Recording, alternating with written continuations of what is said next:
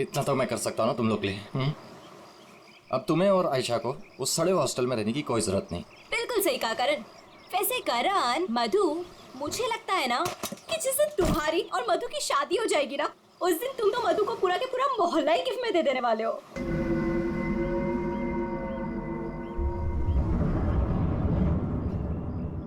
लगता है सामने वाले घर में कोई रहता है।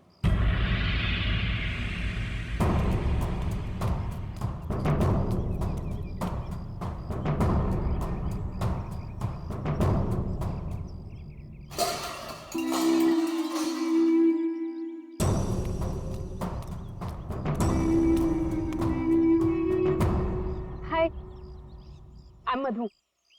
ये आयशा, हम आपके पड़ोसी हैं। हाय। और आप? मैं सामने के घर में रहता हूँ अपनी माँ के साथ। मेरा नाम विनय है और वो खाना अच्छा बनाती है। अब वो कौन? मेरी माँ खाना अच्छा बनाती है। तुम कौन हो? मैं करण हूँ, मधु का बॉयफ्रेंड। बॉयफ्रेंड गर्लफ्रेंड बॉयफ्रेंड गलत बात है। नहीं, मैंने कहा है बॉयफ्रेंड गर्लफ्रेंड गलत बात है। विनायक,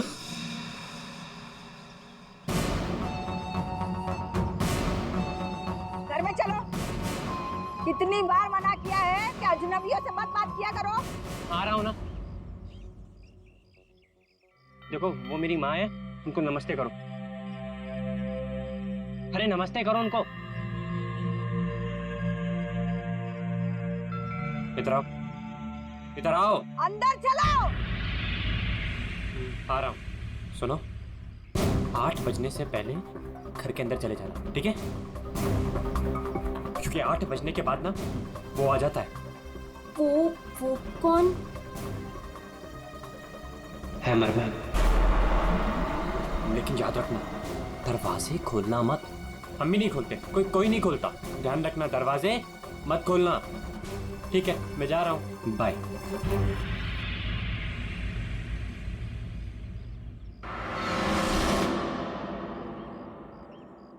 दिमाग खराब है इसका यार।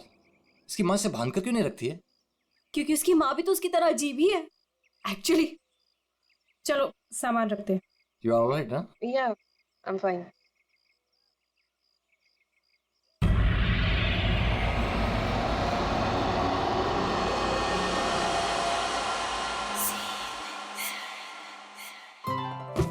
So beautiful. Thanks, Karan. You really love me. अच्छा गाइस, सुनो ना, हम ना यहाँ पर एक कल गेट टुगेदर पार्टी करते हैं। What say? हाँ, कुछ भी करो यार, ये घर तुम्हारा ही है। और ये रही घर की चाबियां। एक सेकेंड, एक चाबी मैं रख लेता हूँ, क्या पता कब जरूरत पड़ जाए। आयशा, एक चाबी तुम भी रख लो। ये लो। Thanks. ओह नो, क्या हुआ? 6:40 हो गए। मुझे सर्विस सेंटर जाना था अपनी कार लेने, और उसके बाद फिर माँ को भी मिलने जाना है। करण, एक मिनट रुको। मुझे रास्ते में अपनी कजिन क्या ड्रॉप कर दोगे? वो प्रोजेक्ट कंप्लीट करना है मुझे। अरे तुम मेरे साथ चलोगी तो मधु का ख्याल कौन रखेगा? करण, मैं अपने घर में हूँ, जंगल में नहीं हूँ। तुम आयशा को लेकर जाओ, don't worry, I will be fine. Are you sure? Yes. Thanks Madhu. लेकिन मधु, अंदर से दरवाजा बहुत अच्छे से बंद कर लेना। ओके, ठीक है, चलो बाय।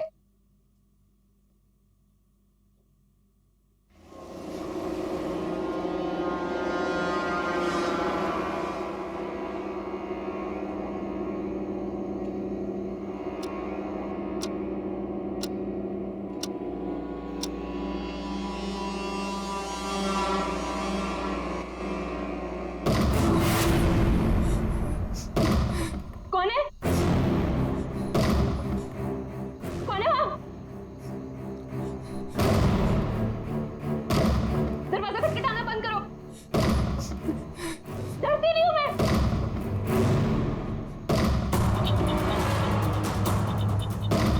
क्या करूँ? करण को फोन कर।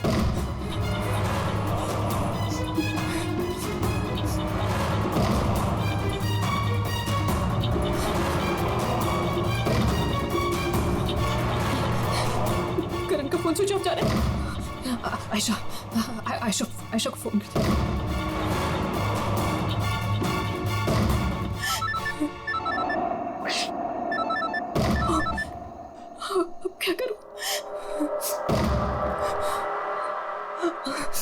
अंधेरा करती हूँ।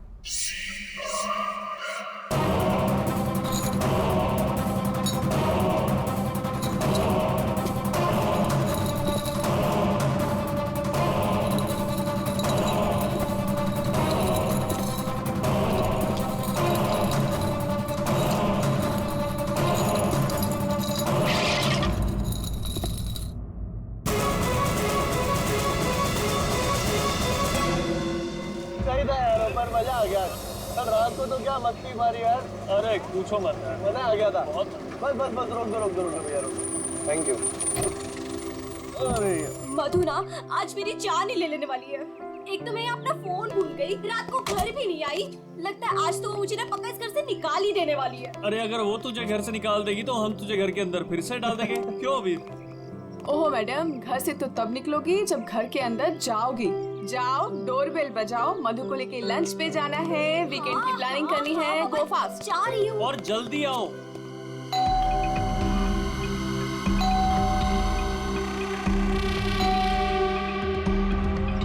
लगता है ना मैडम अभी तक सो रही है, दरवाजा ही नहीं खोल रही है। आयशा, तेरे पास इस घर की एक्स्ट्रा चाबी है ना? हाँ है। तो उस चाबी का क्या अचार डालेगी? जब चाबी है तो गेट खोलना, डोरबेल क्यों बजा रही है? ओह हाँ, मैं भी ना खोल। पागल हूँ।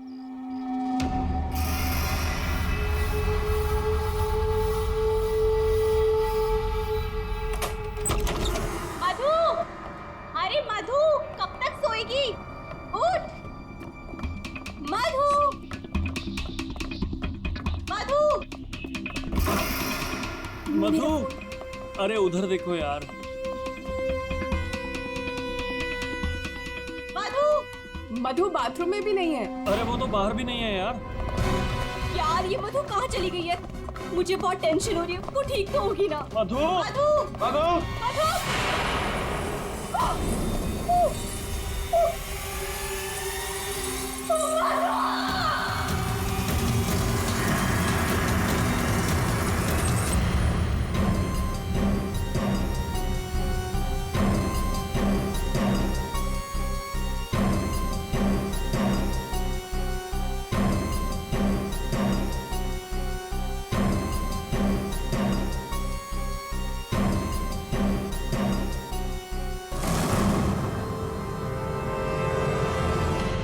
अभिजीत, इस हथौड़े से जिस पर भी वार किया गया होगा ना, लगता नहीं वो जिंदा बचा होगा। सर मगर लाश कहाँ है? उन्हीं लाश ले गया और ये हैमर यहीं छोड़ गया।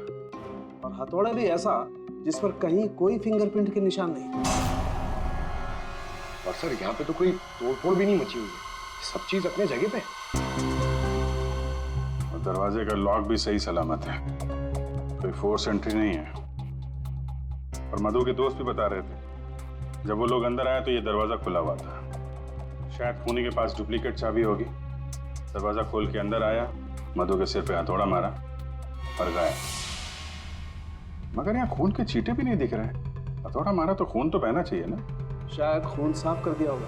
सिर्फ मधु ही यहाँ पे थी या कोई और भी था? नहीं सर, मधु इस घर में अकेली थी। इस घर की चाबी और किस किस के पास रहती है? सर ये सवाल आपको करण से पूछना चाहिए सर। क्यों? करण से ही क्यों? करण ने घर आयशा और मधु के लिए लिया था, तो सर एक चाबी करण के पास भी थी। मधु और आयशा के लिए करण ने घर लिया था, क्यों? मधु करण की गर्लफ्रेंड थी सर। कल रात आयशा तुम कहाँ थी? सर वो कल रात मैं अपने कजिन को मिलने गई थी। वापस आना था तो लगेज यही छोड़कर गई थी, पर लेट हो गया था, सोचा कॉल कर कर मधु को सब बता दूं, पर अपना फोन भी यही भूल गई थी सर। जरा इस करण का फोन नंबर देना।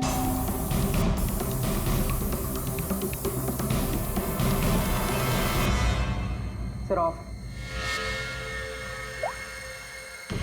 वो मेरे पास उसकी मम्मी का नंबर है। कल करण जब मुझे कजिन के यहाँ छोड़ने गया था तो कह रहा था कि वो घर जा रहा है मम्मी के पास।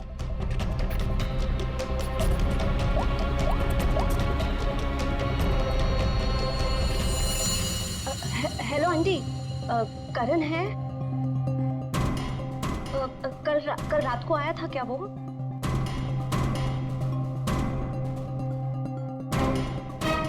नहीं आंटी, कुछ नहीं, हो सकता है मधु के यहाँ गया हो। मैं आपको बाद में कॉल करती हूँ।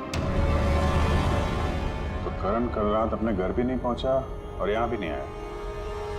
सर, मुझे आपको एक बात बतानी थी। वो हमारे नेबर्स जो है ना, उन्होंने कहा था कि यहाँ पर एक हैमरमैन आता है रात को। तो कहीं उसने तो कुछ नहीं कर दिया? हैमरमैन? किसने बताया तुम्हें ये? कौन है ये? विनय बेटा, कोई आ रहा है? हाँ माँ, कोई याद हो रहा है।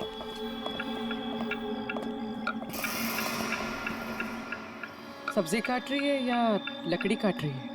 काट वहाँ रही है, आवाज यहाँ तक आ रही है। रमोला जी, आपने कल इनसे हैमरमैन के बारे में कुछ बोला था क्या? आप ऑफिसर है, उस घर में कुछ हुआ है क्या?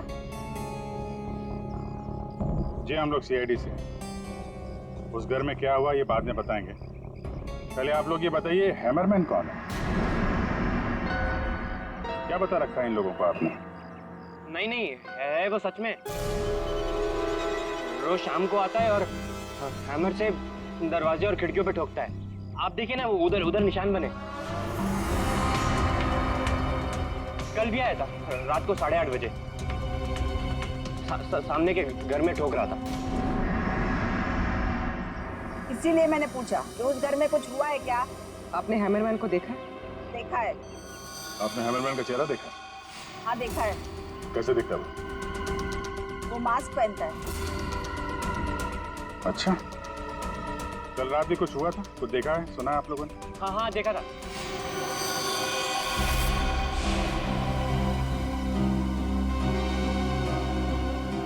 रमोला जी,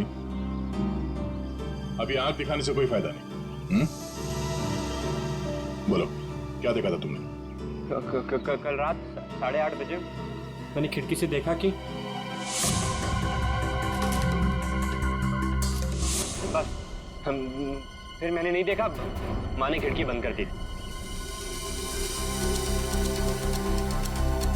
एक आदमी और एक औरत। वो आदमी तो करण हो सकता है। और सर वो औरत? करण की कोई साथी? दोनों अंदर गए, मधु का खून किया और लाश लेके पीछे के रास्ते से निकल गए। एक बार पीछे की तरफ देख लेते हैं। आप लोग यहीं पे रुकिए। पूर्वी, इनसे हैमरमैन का स्केच बनवाओ। पीछे के दरवाजे से वही घुसेगा जिसे अपने पड़ोसियों की नजरों से बचना होगा। तो नहीं होगा जो मधु को लेकर निकल गया।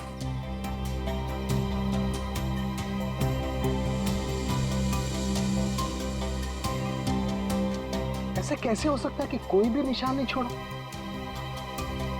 मधु को मार करके लेके गया तो भी कुछ ना कुछ तो छोड़ा होगा कोई।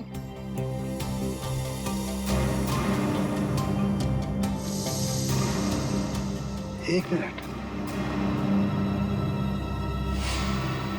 ठीक है।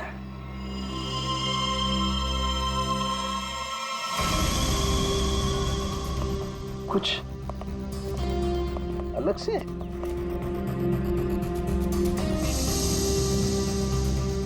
मिट्टी यहाँ पे?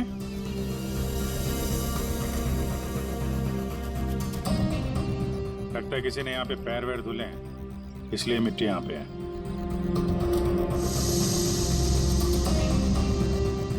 अभिजीत, ये मिट्टी में जो है ये बहुत खास है। ये देखो, इस मिट्टी में एल्गी है। शैवाल? शैवाल एक तरीके की काई होती है, और ये काई यहाँ की मिट्टी में नहीं हो सकती।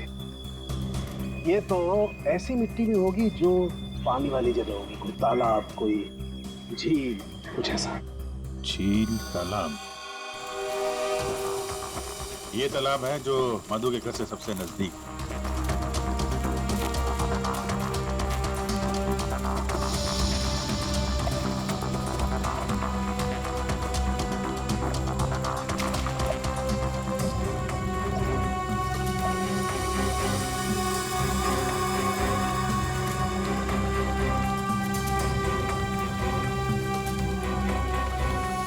क्या अभिजीत, ये देखो, यही कीचड़ वाली मिट्टी उस मधु के घर में है। इसमें भी वही एल्गी है, वही काई। तब तो ये मिट्टी अपने आप तो नहीं आई होगी ना, कोई ले गया होगा यहाँ से। अरे यार पंकज, जो आदमी इस तालाब से मधु के घर गया होगा उसके जूते के साथ चली गई मिट्टी। अब गया तो वही होगा जिसके पास मधु के घर की चाबी थी।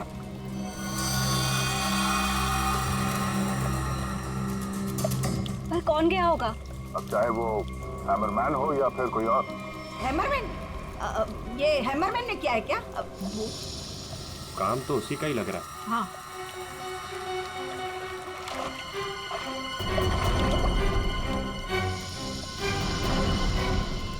हाँ, वहाँ नीचे कुछ दिख रहा है।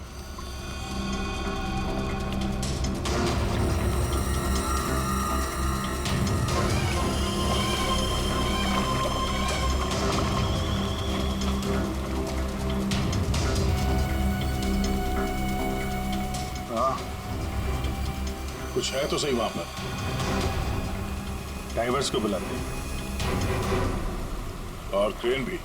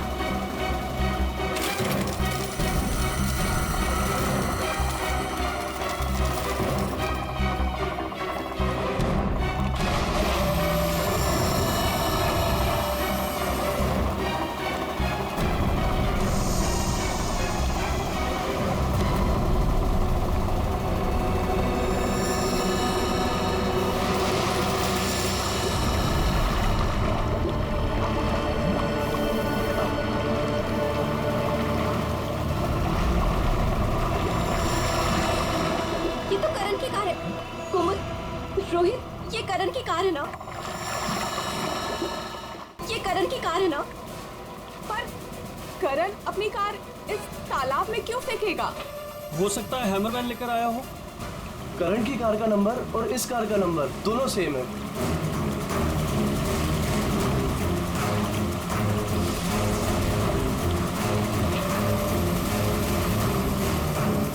लेकिन ये कार यहाँ आई कैसे होगी?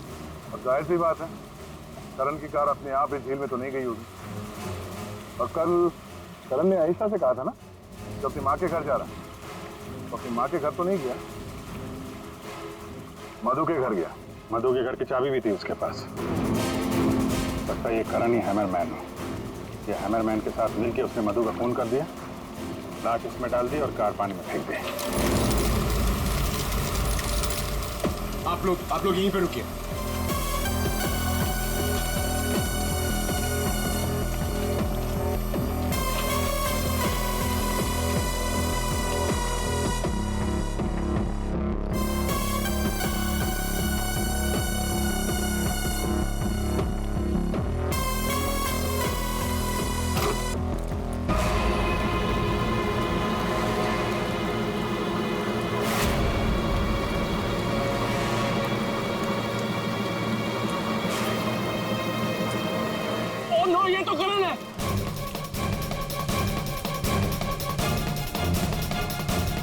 प्लीज प्लीज आगे मत जाइए।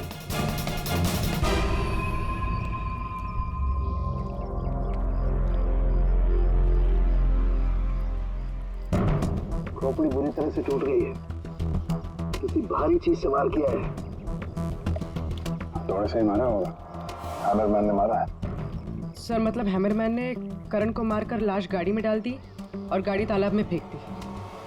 फेंका नहीं पूर्वी, इधर ढलान पे धक्का दिया और गाड़ी सीधा झील में। सर मगर अगर गाड़ी को धक्का मार के वहां तालाब में डाला है तो फिर ये नॉर्मल पतला दुबला आदमी नहीं होगा सर, ये हैमरमैन बहुत तगड़ा होगा सर, हट्टा कट्टा। या फिर 2 लोग होंगे। अब ये करण तो मिल गया, मधु को ढूंढना है।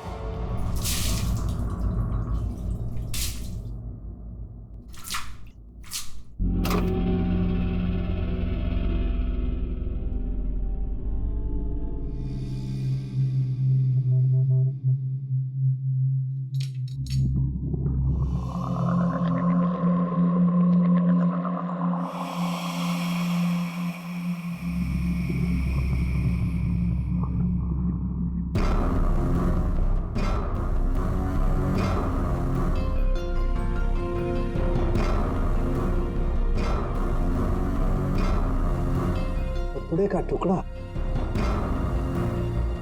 इस कपड़े के टुकड़े का रंग करण के कपड़े के टुकड़े से तो मैच नहीं करता है, तो शायद ये खूनी का होगा। सर क्या होता रहेगा? सर इस कपड़े के टुकड़े के अलावा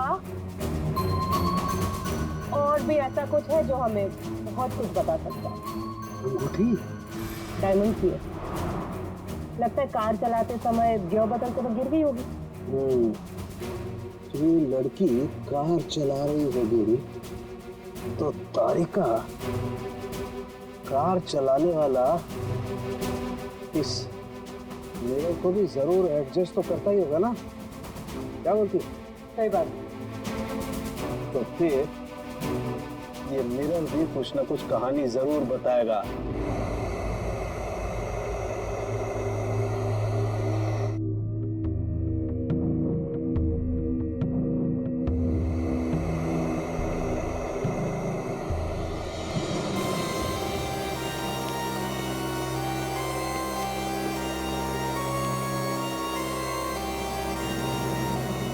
शीशे के बाल सुखा रहे हैं क्या?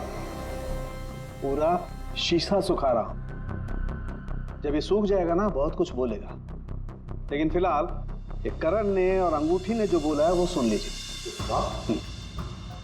इस हथौड़े पर जो खून लगा है ना, बस ये करण के खून से मैच होता है। मधु के घर में करण की ही हत्या हुई। और सर ये हीरे की अंगूठी मिली हमें उस गाड़ी में से, ड्राइवर सीट के नीचे पैरों के पास। ये अंगूठी? ये तो मधु की है। हाँ सर, हमने मधु के घर से उसके कुछ फोटोग्राफ्स लिए थे, उसमें मधु ने यही अंगूठी पहन रखी।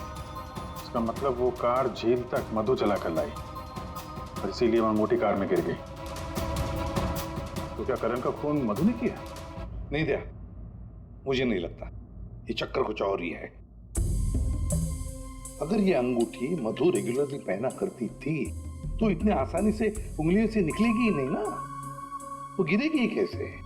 वो तो जरूर वहां पर जानबूझकर डाली गई थी ताकि सारा शक मधु पर जाए और हम मधु के आसपास ही घूमते रहे। और सर मधु का भी अभी तक कुछ अता पता है नहीं। लो भाई, इस शीशे ने भी मुंह खोल दिया है। ये देखिए, इस पर बहुत सारी उंगलियों के निशान हैं।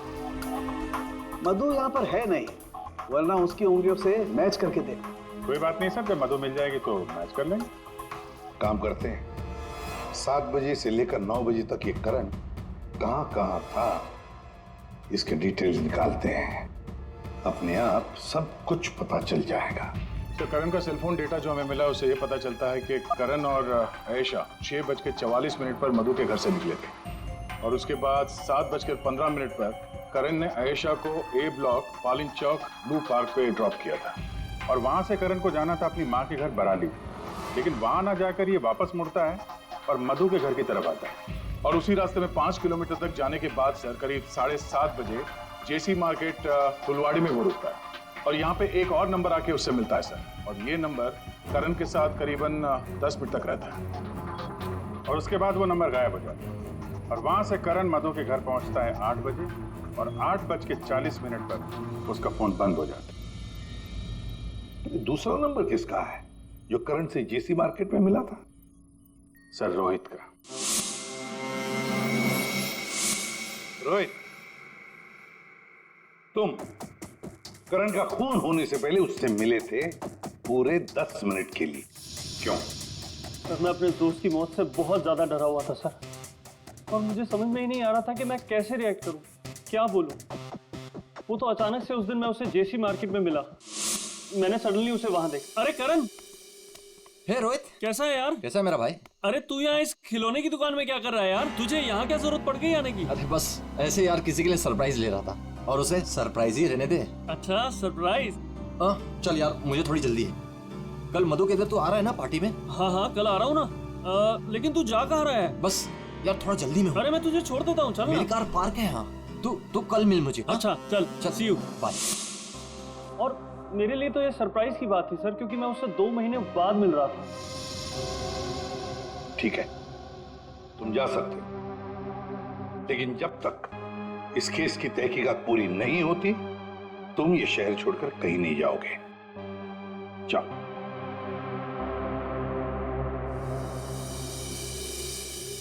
बड़ी अजीब बात है, ये करण अपनी मां से मिलने जाता है लेकिन वहां नहीं जाता है खिलौने की दुकान में।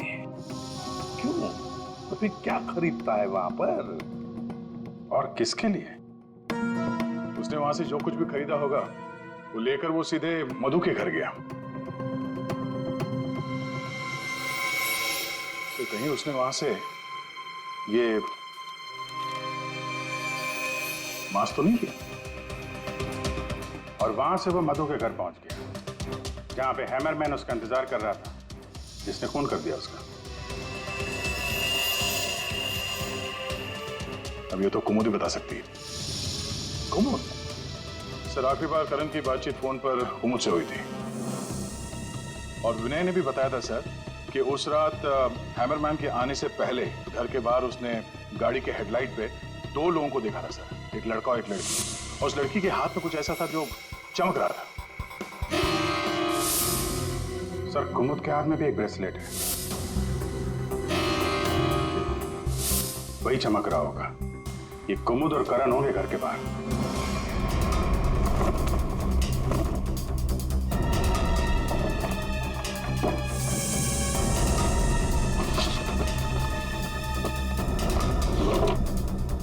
जब से करण की लाश मिली है तालाब में, तब से खूनी और भी होशियार हो गया। सर लगता है ये टीम बहुत छोटी है सर, कुमुद, मधु और ये हैमरमैन। लेकिन ये हैमरमैन मिले तो सही, अभी तक तो सिर्फ उसका हैमर ही मिला है तो उसने हमारे लिए छोड़ा है। मैन तो गायब ही है। सर ये कुमुद तो भागने की तैयारी से घर से निकली, सारे कपड़े लेकर भागी और उसका मोबाइल भी स्विच ऑफ आ रहा है। अरे ये कहां से आ गए यहाँ पे? कौन कहां से आ गया? ये देखो, इसका मतलब है ये कुमुद रमोला और विनय को पहले से जानती थी। एनवेलप पे डेट पिछले महीने की है और ये कुमुद बोल रही थी कि ये रमोला और विनय को पहले कभी मिली ही नहीं। तो कहीं ये माँ बेटे रमोला और विनय इस पूरे साजिश में शामिल तो नहीं? मिलते हैं माँ बेटे से।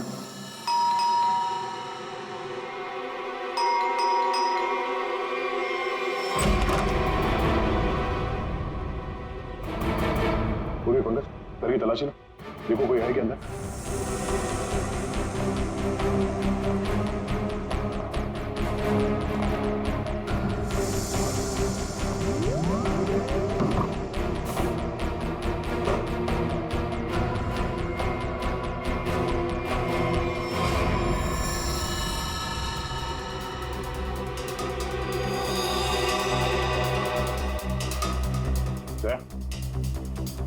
हाँ?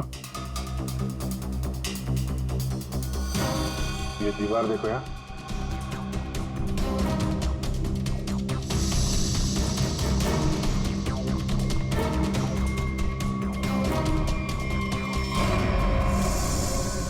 पेट अभी ताजा है।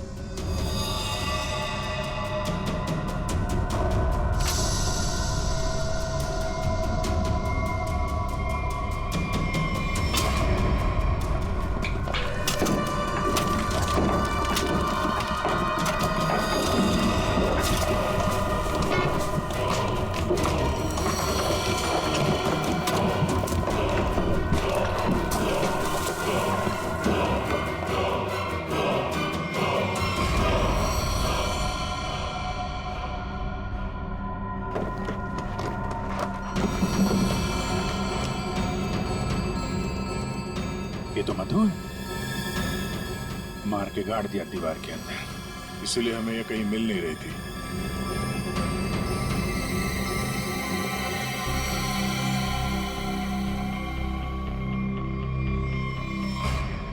सर इसे भी हथौड़े से मारा है। इसके सर पे भी वैसी ही चोट है जैसे करण के सर पे थी। यार ये जो कुछ भी हुआ है कल रात 8:30 बजे के बाद ही हुआ है। बारिश के दिनों में ये दीवार इतनी जल्दी सूख कैसे गई? इस दीवार के प्लास्टर को सुखाने के लिए कहीं से हीटर या इंडस्ट्रियल हीटर मंगाया होगा। सर अभी यहाँ पे रास्ते पे मोड़ पे मैंने एक वो जो इंडस्ट्रियल इक्विपमेंट भाड़े पे देते ना सर, उसकी दुकान देखी थी सर। जाके पता करो। वो नहीं आया, बहुत चालाक, अच्छी प्लानिंग कर रखी थी। उसको मालूम था कि मधु यहाँ सामने वाले मकान में रहने आने वाली है। और यहाँ पे हैमरमैन होने का अफवाह फैला दिया ताकि शक उस पे नहीं हैमरमैन पे जाए। और तीनों फरार हैं, रमोला, विनय और कुमुद। सर मैंने इंडस्ट्रियल हीटर के सप्लायर के बारे में पता किया। इनको रमोला और विनो के बारे में पता है, इन्होंने ही सप्लाई किया था वो हीटर। अच्छा, अब जरा ये फोटो देखिए। यही माँ बेटे आए थे आपके पास? हाँ सर, ये तो मेरे बहुत पुराने ग्राहक हैं। पुराने ग्राहक? जी सर, वो मेरे पड़ोस वाली दुकान से नाटक का सामान लेते थे भाड़े पर। और सर ये कोई किराएदार नहीं है, ना ही माँ बेटे, एक नंबर के फ्रॉड हैं, फ्रॉड।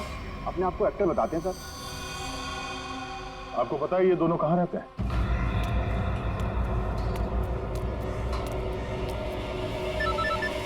तो निकल, मैं मिलता हूँ। हाँ चल मिलते हैं। हेलो, मैं चंपा बोल रही हूँ, चाय पानी फिल्म से। हाँ जी बोलिए ना। आपकी एक्टिंग के इतने चर्चे सुने और आपका नंबर मुझे इतनी मुश्किल से मिला है। बस हमने डिसाइड कर लिया है, हम आपको अपनी अगली फिल्म में लॉन्च करेंगे। लॉन्च करेंगे मुझे? मतलब आखिर आपने मेरा टैलेंट पहचान ही लिया? हाँ, अब 1-2 दिन में शूटिंग शुरू हो जाएगी। बस एक प्रॉब्लम है, आपकी बड़ी बहन के कैरेक्टर के लिए कोई अच्छी एक्ट्रेस मिल नहीं रही। बस वो कंफर्म हो जाए तो हम शूटिंग शुरू कर देंगे। अच्छा बड़ी, अरे है ना, बड़ी बहन है। मैं आपकी प्रॉब्लम सॉल्व करता हूँ। अरे वाह, आपने तो मेरी टेंशन ही खत्म कर दी। आप अपनी गली के बाहर आ जाइए, मैं गली नंबर 7 पे खड़ी हूँ। अरे तेरी, अरे मौसी बाहर निकलो। क्या है? अरे बाहर निकलो। क्या हुआ? अरे अपनी किस्मत खुल गई, रोल मिला है अपने को। रोल? हाँ। कौन दे रहा है? कहाँ? अरे बाहर खड़े हैं ना गली के, तुम चलो मेरे साथ, चलो। चल, चल, चल। चलो चलो।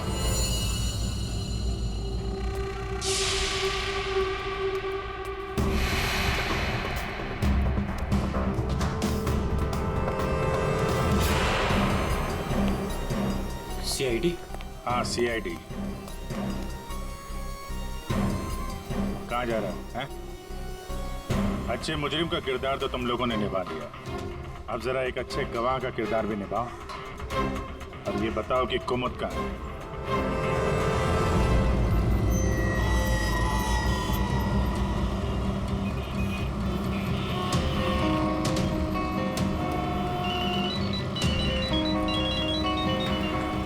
अरे तुम यहाँ हो, मैंने ध्यान ही नहीं दिया। तुमने क्यों कॉल किया मुझे? सब जानते हो फिर भी। अब मैं क्या करता? CID बुलाएगी तो क्या आना ही पड़ेगा। CID? तुमने मुझे CID के कहने पे यहाँ बुलाया? मैडम आप बहुत स्मार्ट हैं, लेकिन हम आपसे ज्यादा स्मार्ट हैं। सर आप मेरी बात सुनिए। नहीं, बात सुनेंगे आपकी, लेकिन ब्यूरो चल के सुनो। चलिए। कहाँ कहाँ भाग रही मैडम? पैदल ही जाएगी क्या सीआईडी ब्यूरो तक? गाड़ी लाए हम तुम्हारे। चल। और कितना इंतजार करना पड़ेगा?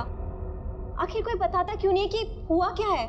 जरूर बताएंगे आयशा जी, जरूर बताएंगे, लेकिन इससे पहले कि हम बताएं, तुम हमें बताओ कि हुआ क्या था। मैं? मतलब ये कि आप और मधु एक नए घर में शिफ्ट होती है, जहां पहले से ही कुछ गड़बड़ चल रही होती है। ऐसे में आप मधु को उस घर में छोड़कर अपने किसी कजिन के घर चली जाती हैं, और तो और अपना मोबाइल फोन भी वहां रख के जाती है, ताकि मधु तुमसे तो मदद न मांगे। अजीब है ना? सर, मधु मेरी बहन जैसी थी। उसके साथ कुछ गलत करने के बारे में मैं सोच भी नहीं सकती हूँ। अच्छा, बहन जैसी थी? बहन तो नहीं थी ना? हाँ? अभी इस पूरे इन्वेस्टिगेशन में किसी ने तुम पर एक बार भी शक नहीं किया, क्यों? जो भी पूछा उसके बारे में तुम्हें कुछ पता ही नहीं। और जब मधु का खून हुआ उससे ठीक पहले तुम्हारा मोबाइल फोन स्विच ऑफ। कोई तुम पर शक क्यों करेगा? सर आप मुझ पर गलत इल्जाम लगा रहे हैं सर। मैं तो आयशा और मधु से सिर्फ 4 दिन पहले मिला था। मैं ऐसा क्यों करूंगा सर? और सर मेरा फोन पानी में गिर गया था, इसके लिए वो स्विच ऑफ है। हाँ, पानी में गिर गया था, उसी झील के पानी में जहां से करण की डेड बॉडी मिली थी। सर ये सारा प्लान तो विनय और अमोला ने सेट किया था। पैसों की लालच में ये दोनों इतना गिर गए कि इन्होंने अपने हाथ खून से रंग दिए, मधु को दीवार में चुनवा दिया। और सर अभी भी यही आलाप राग रहे हैं कि हमने कुछ नहीं किया। सच में हमने कुछ नहीं किया है। ये लो, फिर वही राग। फंस गए थे हम। आपको हाँ कहते तो भी फंसते, और ना कहते तो भी फंसते। एक्टिंग करने हमें नहीं मालूम था इतना कुछ हो जाएगा। तो आप लोगों के हिसाब से मधु और करण का खून हम लोगों ने किया है? उन दोनों का खून तुम लोगों ने नहीं किया है, उन दोनों का खून किया है हैमरमैन ने। और वो हैमर हमारे पास है।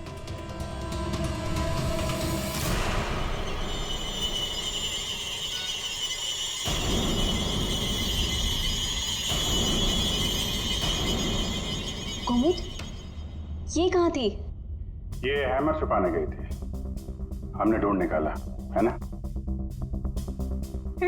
I'm sorry रोहित, मुझे माफ कर दो। तुमने मुझसे वादा किया था कि तुम मेरा नाम नहीं लोगे, मैं तुम्हें छोड़ूंगा।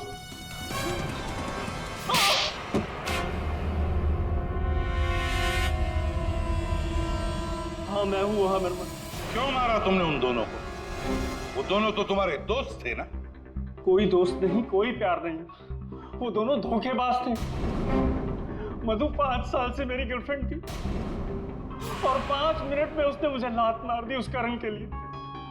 जानते हैं क्यों? क्योंकि उसके पास पैसा था। और उसी समय मैंने डिसाइड किया कि मैं उससे बदला लूंगा, उन दोनों से। तुमने इसका साथ क्यों दिया? मैं रोहित से बहुत प्यार करती हूँ, मुझे उसका साथ देना पड़ा। तैयारी तो तगड़ी कर रखी थी तुमने। 3 महीने से प्लान कर रहा था मैं, उन दोनों को एक दर्दनाक मौत मारने की। बस इंतजार कर रहा था। 3 महीने का इंतजार? किस चीज के लिए? सही वक्त का इंतजार। और वो सही वक्त तब आया जब मुझे करण ने मधु के लिए घर ढूंढने के लिए कहा, और उसे मैंने ये वाला घर दिला दिया। और उसके बगल वाला घर मैंने कुमुद के नाम से रेंट पर ले लिया, और वहां इन दोनों घोचुओं को रखा, इन बेवकूफों को।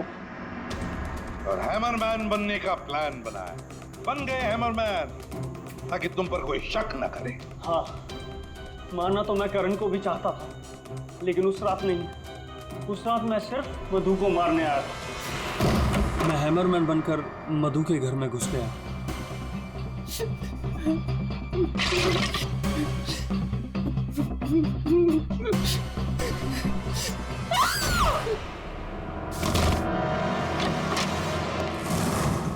और मुझे इस बात का बिल्कुल भी अंदाजा नहीं था कि करण भी वहां पर आ जाएगा।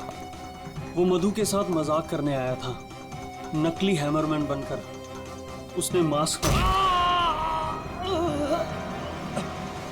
जब मैंने उसे मार दिया तब मुझे पता चला कि वो दरअसल करण ही था। मैंने कुमोद, रमोला और विनय की मदद से दोनों लाशों को ठिकाने लगा दिया। रोहित जी, ये हथौड़ा हमें ना भी मिलता ना, तब भी तुम बच नहीं सकते थे, क्योंकि करण और मधु ने मरने के बाद भी हमें बताया कि खूनी तुम हो। रोहित, कुमुद, रमोल और विनय, तुम सबने मिलकर मधु और करण का खून किया है। अब जेल में बैठकर हैमरमैन की नई नई कहानियां सुनाते बैठना इन सबको, तब तक फांसी का ऑर्डर तो आ ही जाएगा।